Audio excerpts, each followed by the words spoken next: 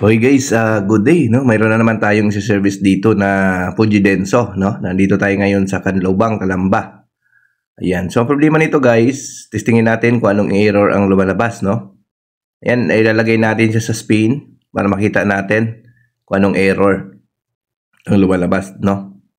Ayan, nasa number 8 guys, antayin lang natin. Antayin natin buwaba yung oras. Ayan. So, ayan. E2. So, E2 error yon, no? E2 yan guys, no? Hindi yan E2. Ayan, E2. E2 error, no? So, ngayon, buksan natin itong likuran, no? Para makita natin kung anong problema. No? So, ito yung likod. Binuksan natin. Tingnan natin. So, ito guys, napansin natin. Ito yung door switch, no? Ayan. So, ito yung wire ng door switch, guys. Putol dito. No? Dito dapat nakakonect yan. So, putol. Putol yung wiring. So, ito yung inat-ngat ng daga, no? So, ang Fujidenso, guys, pag nagkaroon siya ng E2 error, ang problema niya sa door switch, no? So, ang door switch nito, guys, napansin natin, puro corrosion na din, no? So, binanggit na natin sa customer na pag dinugtong natin ulit dito, binalik natin, later on, masisira na itong kanyang door switch. So, magkakaroon na siya ng E2. So, ang mangyari, magpapaservice ulit siya sa atin or magpapaservice ulit sila sa technician para magawa. So, ngayon, sinuggest natin na dahil corroded na yung door switch, alisin na natin yan, bypass na natin. Itong door switch na ito, bypassin na natin para wala nang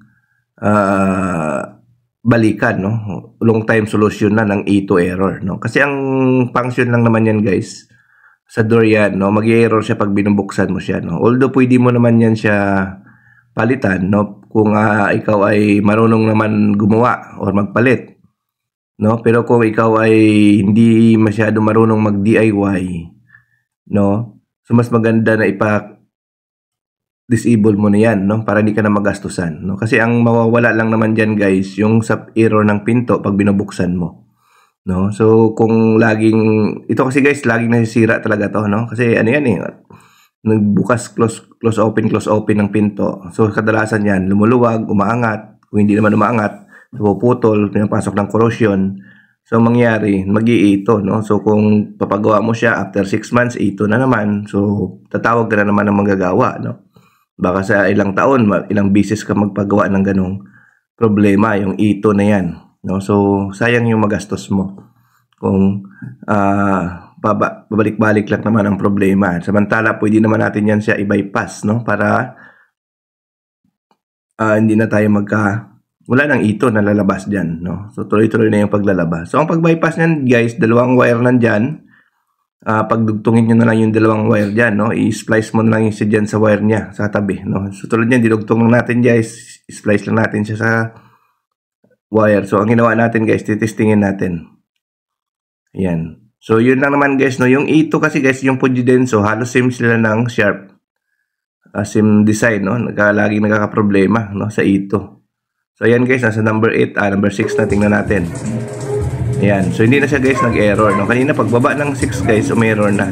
So, ito, guys, umiikot na siya, no? Ayan. So, good na po ito, guys, no? Wala na siyang problema.